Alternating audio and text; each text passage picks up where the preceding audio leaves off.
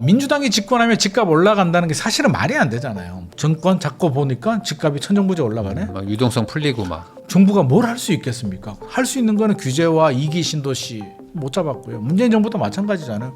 대통령이 되고 나니까 집값 올라가네? 그러니까 저는 이번에는 설마? 라고 했는데 지금 한강벨트 집값 상황 보니까 이번에도 서울 수도권 입장에서 본다면 인구도 들어와. 자본도 들어와. 그러니까 모든 게 다 좋은 상황입니다. 그러다 보니까 서울 집값도 올라가고 과연 대안이 있는가? 중과세 빼주고 1주택으로 간주해주면 지방 오르지도 않는 집을 살까? 안 삽니다. 네. 고민도 안 합니다.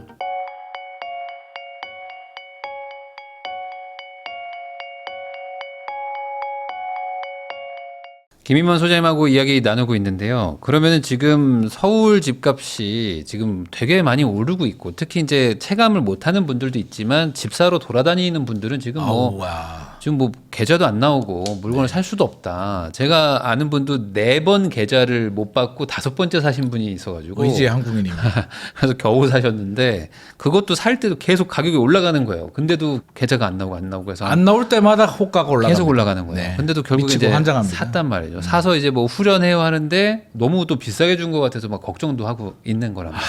이게 우리 똑같은 마음이죠. 네. 그러면은 항상. 지금 어쨌든 또 단기적으로는 사람들이 또 많이 지금 샀단 말이죠. 네. 지금 최근에 한 달간 특히 네. 이제 대선 전이라고 또 많이 사신 분도 있는데 6월에도 거래량 폭발합니다. 네. 그러면 이 기세는 아직 뭐 끝나지 않았다. 이렇게 보시는 일단 거예요? 6월은 폭발하고요. 왜냐하면 대출 규제, 스트레스 네. 대살 시행되기 전에 단계화되기 때문에 저는 개인적으로 나중에 이제 뚜껑을 열어봐야 되겠습니다만 6월 서울 아파트 거래량은 저는 10,000건 정도. 우리 3월이 10,000건 넘었잖아요. 네. 6월에 다시 한번 10,000건을 또 터치하지 않을까 네. 생각을 합니다. 5월 통계가 아직 안 나왔거든요. 근데 5월 통계를 보게 되면 적어도 6,000건은 넘을 것 같고요. 7,000건 터치를 하느냐 안 하느냐가 관건입니다. 그러면 이 속도라면 6월은 더 폭발적으로 늘어나거든요. 미리 네. 당겨서 거래를 해야 되고 이재명 정부의 약간 희망? 우리 규제 안 할게라는 뉘앙스도 주고 있기 때문에 그리고 만약에 규제를 한다면 7월에 할 텐데 지정되기 전에 네. 또 사야 되니까 아마 6월 거래량은 폭발적으로 늘어납니다. 그러면 7월 되면 뭐 잠시 숨고르기는 할 수 있잖아요. 네. 만약에 대책이 나온다? 어떤 대책이 나올지는 모르겠습니다만 8.2 대책 기억나시잖아요. 2017년에 문재인 정부의 두 번째 정책. 첫 번째 정책은 6월에 한번 발표했는데 6월 며칠인지 모르겠습니다. 네. 17일인지 20 며칠인지 아무튼 한번 발표됐는데 뭐 조정 대상 지역 지적한다고 했다가 시원찮으니까 집값도 올라갔고요. 8.2 대책이 이제 굉장히 파격적인 게 규제 지역 지정하고 양도세 중과세 적용하고 제 기억으로는 저는 한 달 갔다고 저는 생각이 되거든요. 한 달 지나고 또 올라가더라고요. 네. 근데 뭐 어떤 분들은 3개월이 갔다라고 하는데 제가 현장에서 느끼는 건 이제 한 달 정도 갔어요. 그러면 이번에도 대책이 나오게 되면 뭐 7월에 나올지 8월에 나올지 아무튼 추석 전에는 한번 나올 것 네. 같습니다. 그러면 숨고르기라는데 이 숨고르기만으로 해결이 되냐 그러면 저는 아닌 것 같아. 왜냐하면 이건 시대적 흐름이라는 생각이 드는 게 네. 앞서서도 제가 양극화 얘기를 살짝 드렸는데 지금은 돈이 갈 데가 없는 것 같습니다. 네. 우리가 이제 어떤 분들은 아니라고는 하는데 저는 개인적으로는 이제 저성장에 들어가지 않았나. 이게 단순히 계엄 때문에 뭐 성장률이 둔화된 건 사실인데 그러면 계엄이 없었으면 우리가 다시 고성장으로 가느냐. 저는 아니라고 보거든요. 구조적인 문제. 뭐 일본을 예를 들면 일본도 사실은 올게 온 거잖아요. 잃어버린 뭐 30년이 뭐 플라자 합의를 해서 뭐 어쩌고 저쩌고 이제 뭐 금리 올리고 금리 내렸다가 집값 올라가고 금리 올려서 하는데 그 속을 들여다보게 되면 결국에는 구조적인 문제가 있거든요. 40년대 50년대 만들어진 이제 일본의 그 경제 시스템 뭐 연공서열 종신고용 또 은행 정부가 은행을 관리하고 은행이 기업을 관리하는 이런 문화가 80년대까지는 아주 잘 돌아갔잖아요. 얼마나 좋아요. 네. 국가는 은행을 건축하고 은행은 기업들한테 짝을 지어준 네. 우리나라도 옛날에 주거은행이 있었는데 예를 들어서 뭐 국민은행하고 삼성하고 거래를 한다면 국민은행은 삼성한테 돈을 주고 삼성은 굳이 채권 발행이나 주식 발행을 안 해도 은행한테 안정적인 자금이 공급이 되니까 열심히 일만 하고 종업원들은 야 책임질 테니까 시키는 대로 일만 해. 1년에 한 번씩 연봉도 올려주고 호봉 올려줄게. 너무 좋잖아요. 네. 그러면 룰루랄라 대출 받아서 론 일으켜서 일본 같은 경우는 120%까지 네. 대출을 해줬으니까 미래의 상승분을 반영을 해서 어차피 나는 뭐 정년까지 다닐 거니까. 룰루랄라 정년까지 이렇게 뭐 다니면 되지라고 한 게 이제 85년 90년대 되면서 이제 네. 문제가 된단 말이에요. 이 시스템이 이제 더 이상 안 돌아가게 되는데 거기에 은행 위기 97년도 동남아 외환 위기 우리 IMF 외환 위기 오면서 일본 기업들도 치명타를 받죠. 수출이 안 되니까. 그러면서 기업은 좀비가 되고 은행은 돈을 또 쏟아 부어줘야 되고 쏟아 부어주다 보니까 새로운 투자가 안 되고 그러면서 이제 구조적인 문제에 빠지는 거거든요. 그러면 우리도 제대로 된 구조조정이 있었나. 다행이라면 IMF 외환 위기 때 뭐 우리는 의도하지 않았으나 본의 아니게 금융시장도 개방이 되고 또 기업 구조조정도 네. 해서 다행히 저는 우리가 지금까지는 선진국에 들어가고 잘 달려왔으나 이 시스템이 저는 오래 갈 수는 없다. 그리고 미래 산업에 대해서 이재명 정부도 이제 AI 네. 투자를 좀 많이 하겠다라고 하는데 글쎄요 이게 단순히 이제 중국하고 이제 우리가 이제 경쟁이라면 경쟁이고 중국은 뭐 신질 생산력이라고 해가지고 다른 거는 민간 부동산 이런 거는 지금 다 죽을 맛인데 네. 반도체, AI, 로봇, 전기자동차 이런 쪽은 정부가 많은 투자를 해주고 있단 말이에요. 육성을 하고 국방 네. 뭐 이런 부분 우리도 투자를 한다라고 하는데 과연 AI가 우리가 어느 정도 수준까지 따라붙을 거면 물론 반도체라든지 2차 배터리는 우리가 이제 강점을 쥐고 있는데 이 정도를 가지고 과연 우리가 새로운 4차 산업혁명 시대에 선진국 자리를 차지할 수 있겠는가? 뭐 저는 이런 게 생각해 보면 머리가 아파요. 네. 불안하죠. 그리고 집값도 지방은 완전 소멸 위기잖아요. 인구도 감소에 지방은 거의 뭐 인구 감소, 자본 유출. 그러니까 인구 감소라는 게 출산율 감소는 전국 공통이고요. 인구 유출이잖아요. 네. 지방에 아마 교회나 한번 가보면 나이 드신 분들밖에 없습니다. 한 번씩 저도 고향 가서 이제 장모님 따라서 가보면 네. 청년들이 없어요. 청년들이 다 어디로 갔나? 다 서울 수도권에 좋은 대학교, 양질의 일자리를 찾아서 다 올라갔고 예전에는 그 분들을 위해서 부모님이 전세나 집을 사주거나 전세집을 사주거나 아니면 돈을 좀 도와주거나 일부 자금 유출이 있었는데 최근에는 이제 부모님 자금이 이제 올라오기 시작했거든요. 첫 번째는 상속, 네. 증여. 이제 저희 세대만 하더라도 부모님이 연세가 있다 보니까 제 친구들도 상속 증여가 일어납니다. 그러면 그 친구들이 고향에 투자해야지 라는 애양심을 가지고 있을까요? 아니면 아니야 무슨 소리야 고향 내가 언제 간다고 네. 그냥 서울 수도권 당연히 서울 수도권 투자고요. 자산 격차가 벌어집니다. 100억짜리 건물을 지방에 가지고 있는 분이 지방에서 100억이면 굉장한 부자거든요. 그럼요. 서울은 100억이 좀 흔하지만 100억 흔하진 아니죠. 않습니다. 흔하지도 않아요. 우리가 돈도 없으면서 네. 이게 눈만 높아져가지고 지방에 100억이면 굉장한 유지 소리를 그럼요. 듣거든요.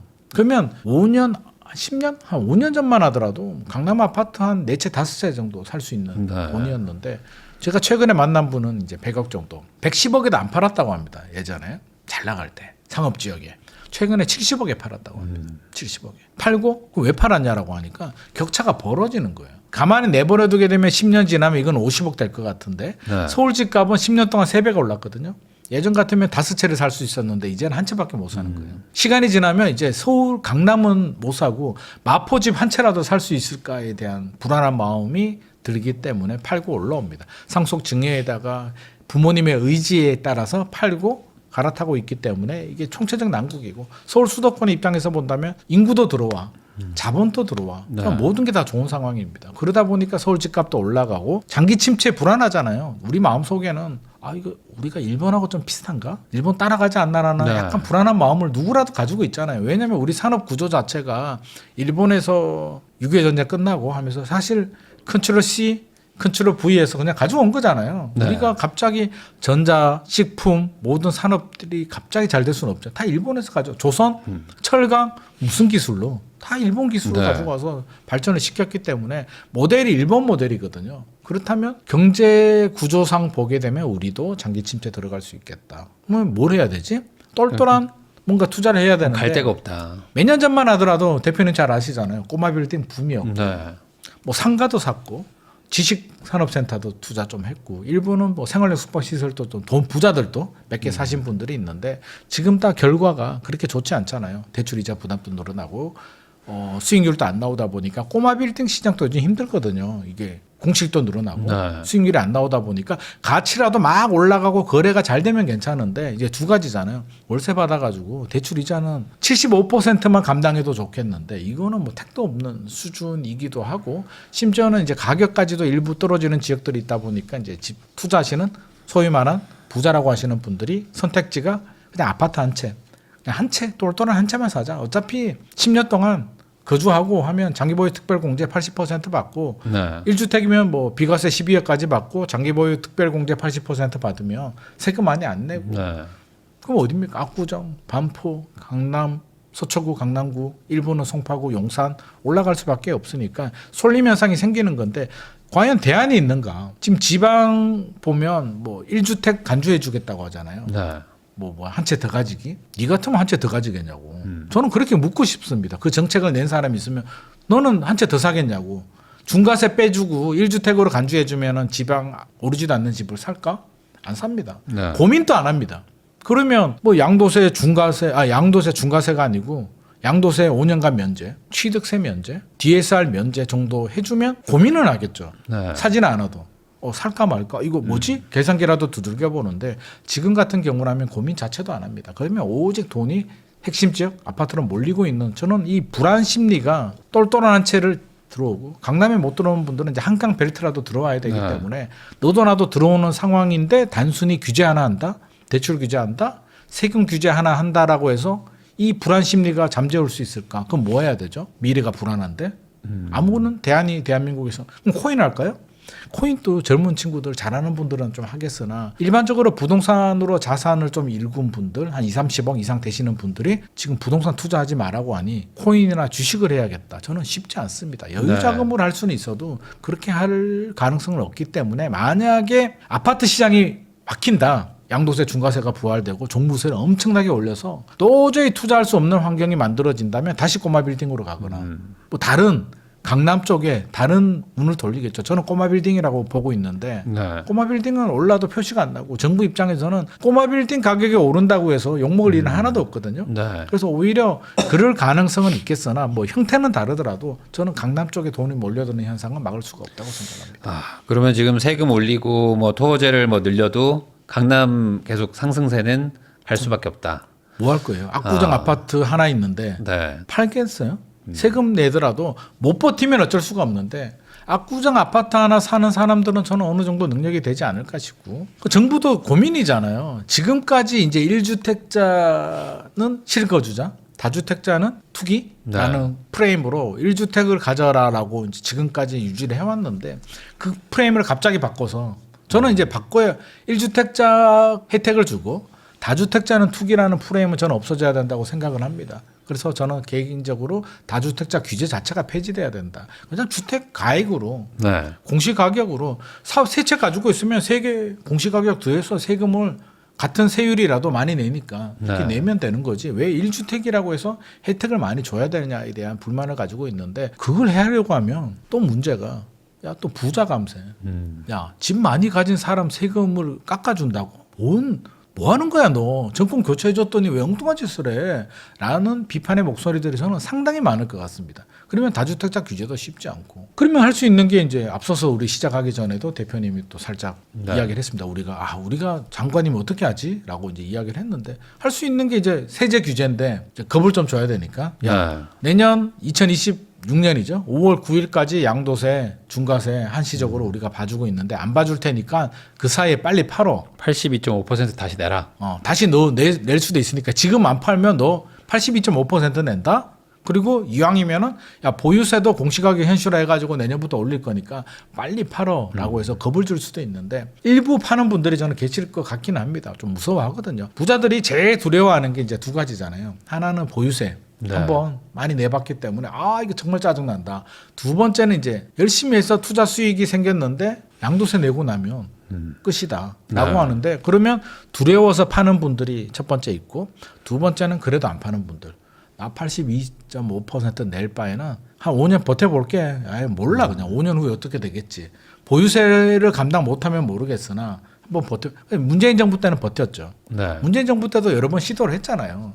한시적으로 풀어줄 테니까 실패한 정책입니다. 그래서 저는 실패한 정책을 또 되풀이할 것인가 또 다른 매물 잠김 현상을 만들 것이고 강남 공화국을 만들 것인가 한번 경험해본 실책을 또 반복하게 되면 한 번의 실수잖아요. 저는 두 번의 실력이라고 보거든요. 이번에도 또 문재인 정부의 실책을 반복한다면 그건 실력이 되기 때문에 아마 이재명 대통령도 그 부분에 대해서는 고민이 많을 거고요. 아마 민주당에서도 좀 더 신중하지 않을까. 그러면 이래나 저래나 지금 뭐 다주택자 규제가 풀리거나 뭐 지방으로 돈을 보내거나 뭐 그런 게 아니라면은 백약이 무효하다. 약간 이런 느낌으로 봐야 될까요? 저는 개인적으로는 그러니까 문재인 정부 때도 못 잡았잖아요. 네. 문재인 정부가 일을 안 했냐. 우리가 비판을 많이 했습니다.만 열심히 안 했냐 그러면 나름대로의 브레인들이 최선을 다해서 규제도 하고 나중에는 이제 공급까지 늘린다라고 했는데 못했잖아요. 근데 지금 생각해 보면 대통령은 물론 바뀌었습니다. 이재명 대통령이 뭐 어떤 정책을 할지 어떤 실용주의 노선을 할지는 모르겠으나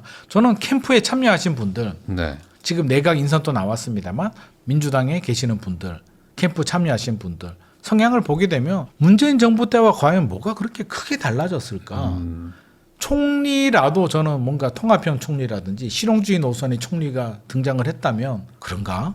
한번 지켜보자라는 심리가 강한데 지금 인선 내용을 보게 되면 뭐 그렇지도 않더라고요. 약간 색깔이 있는 분들이 네. 하다 보니 쉽지 않습니다. 그분들한테 만약에 저는 그런 얘기 많이 하거든. 다주택자 규제 폐지, 제초안 폐지. 네. 야 이거를 과연 하느냐 안 하느냐가 중요한데 이거를 한다면 이념을 누르고 나의 생각을 누르고 시장을 따라가는 거고요. 아마 이거를 폐지하자라고 화두를 던졌을 때 그 내부 조직에서도 그 캠프 참여자분들이 이제 관직으로 나갈 텐데 관직 소위 말 축구로 따지면 선수는 그대로인데 구단주와 이제 감독이 바뀌는 거잖아요. 네. 선수라고 한다면 이제 국토부 상급 이하 직원들하고 LH 문재인 정부 때 윤석열 정부 때 똑같았습니다. 네. 문재인 정부 때 정책 만드는 분들이 윤석열 정부 때 똑같이 만들었습니다. 회의 가면 자랑스럽게 얘기합니다. 우리 똑같은 사람이야. 우리 이렇게 열심히 하고 있어. 이재명 정부도 바뀌지 않습니다. 이 상급 이하 사무관들 담당자들을 바꿔서 뭐 하게요.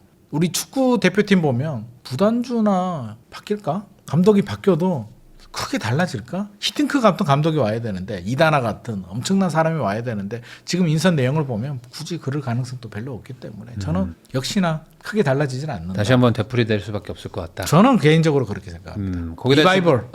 거기다 지금 뭐 금리 인하나 이런 것들은 또 경제 살리기를 할 수밖에 없잖아요. 할 수밖에. 지금. 그러니까 민주당이 집권하면 집값 올라간다는 게 사실은 말이 안 되잖아요. 무슨 한 정당이 집권하면 집값이 올라갑니까? 네.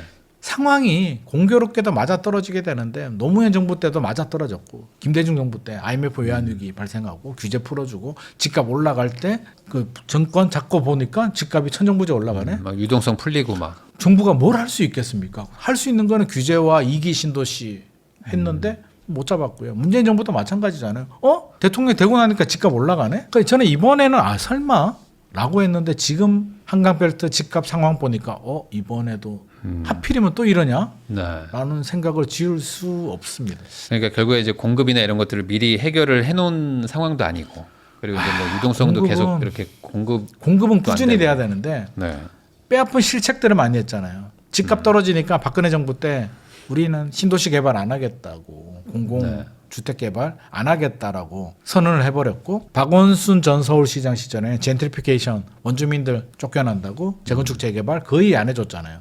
그 부작용이 사실 지금 나오는 거거든요. 그래서 문재인 정부 때는 공급 물량들 서울 입주 물량이 4만 7천 호 정도 1년에 나왔는데 지금은 4만 7천 호가 뭐야. 3만 호도 겨우 나올까 네. 말까. 올해는 그나마 괜찮고요. 내년부터는 이제 청년주택 이런 것까지 포함하면 2만 몇천 호 나오고요. 정말 싹싹 긁어서요. 그런 거 빼고 우리가 원하는 게 지금 통계에 청년주택을 넣으면 되나? 우리는 레미안, 힐스테이트, 푸르지오, 뭐 아이파크, 네. 더샵 뭐 이런 물량들이 나오는 거 우리가 관심 가진 아파트들이잖아요. 이런 물량들은 저는 2026년에는 10,000세대 정도밖에는 안 나오기 때문에 서울에서 그렇다면은 결국에는 공급 문제도 단기간에 해결이 되느냐? 열심히 했죠.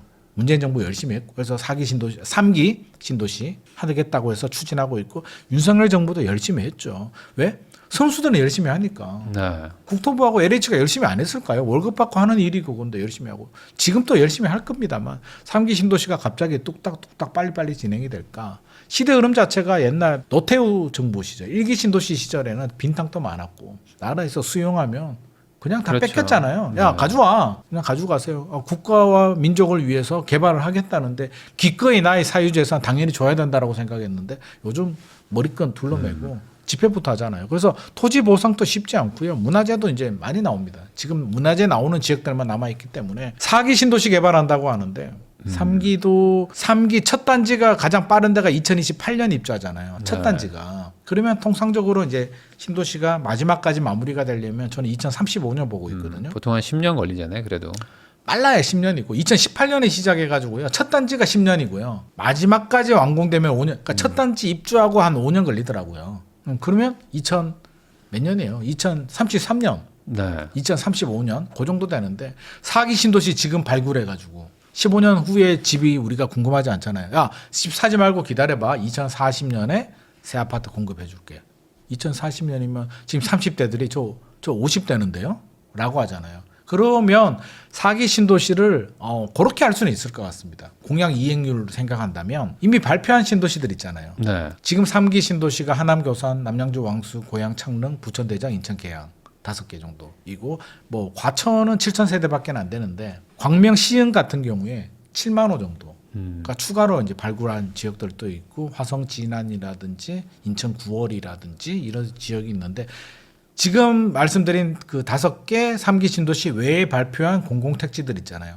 그걸 끌어모아서 야 이거 사기야. 간판을 사기로 해줄게라고 할 수는 있을 것 같습니다. 네. 그러면 2040년이 아니라 좀 더 빨리 2030년부터 청약이 가능할 수도 있을 것 같습니다. 그러니까 3기에 들어가지는 않았지만 사실 그 시기에 같이 막 발표한 곳들 좀 있잖아요. 그렇죠. 그런 것들을 이제 뭐 묶어서 할 수도 있고. 저는 뭐 그걸 추가 한두 사기라고 개. 하지 않을까 네. 하는 생각도 좀 하게 됩니다. 이래저래 지금 공급이 안 되니까 이게 참 문제긴 문제입니다.